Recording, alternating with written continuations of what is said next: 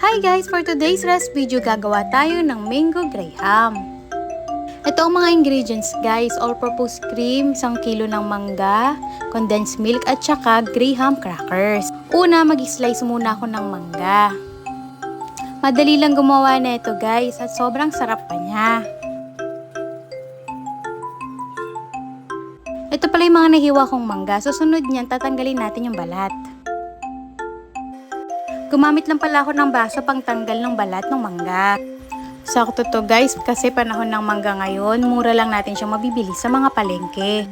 Pag hindi kasi season ng mangga, grabe sobrang mahal ng kilo nito.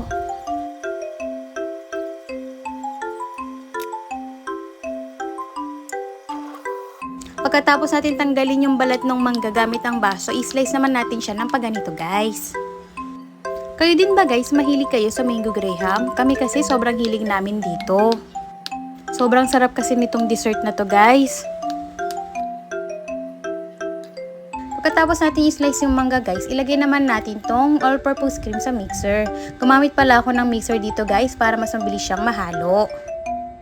Pwede rin naman kayo magmano-mano guys kung wala kayong mixer. Halo-haluin nyo lang siya ng mabuti. Chilled pala yung gamitin yung all-purpose cream. I-ref nyo muna siya bago nyo siya gawin. Ayan, pag ganyan na itsura, okay na yan. Ilagay naman natin yung condensed milk.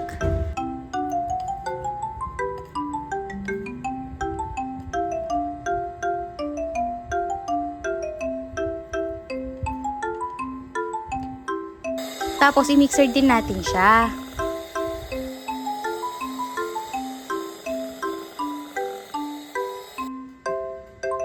Ayan, pag ganyan na itsura niyan, okay na yan guys. Tara, gawa na tayo ng graham. Ganito lang pala ako gumawa ng graham guys. Una, naglagay muna ako ng tinapay sa isang lalagyan.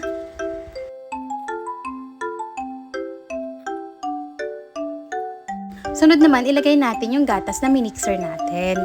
Ganyan lang kadali gumawa ng graham guys. Diba? Sobrang easy lang. Ikalat lang natin ng mabuti yung nilagay natin gatas guys.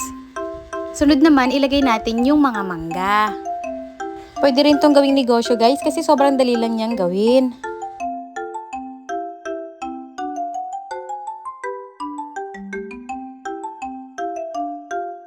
Ulitin lang natin yung procedure guys.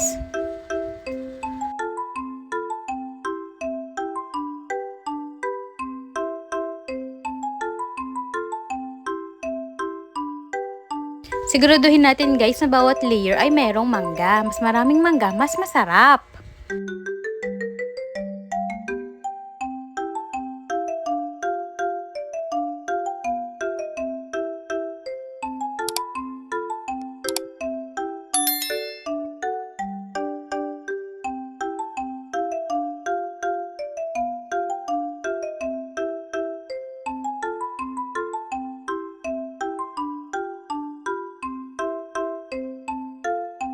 Mga 4 na layer pala yung nagawa ko dito.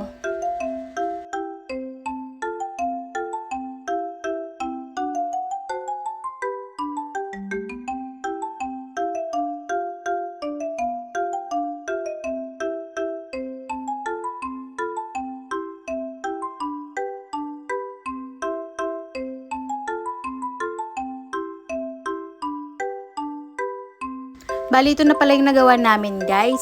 Pagkatapos yan, ilagay naman natin siya sa ref ng overnight. Ito na pala yung finished product guys after ng overnight na nasa ref. Wow, sobrang sarap nito guys. Promise! Tara, slice na natin at tikman natin kung gaano kasarap yung mango graham. Sakto to sa mga handaan, pag may birthday kayo or pag gusto nyo lang gumawa ng dessert. Kaya try nyo na rin. Hindi kayo magsisisi sa sobrang sarap. Promise!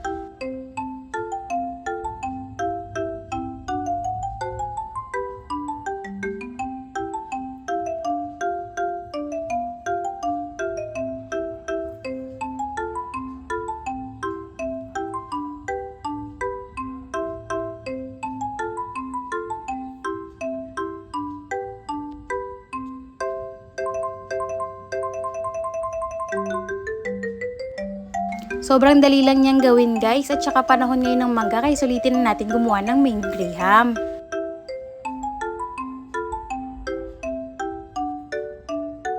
Sobrang sarap nito guys, promise! Yun lang, thank you for watching. Follow for more videos. Bye-bye!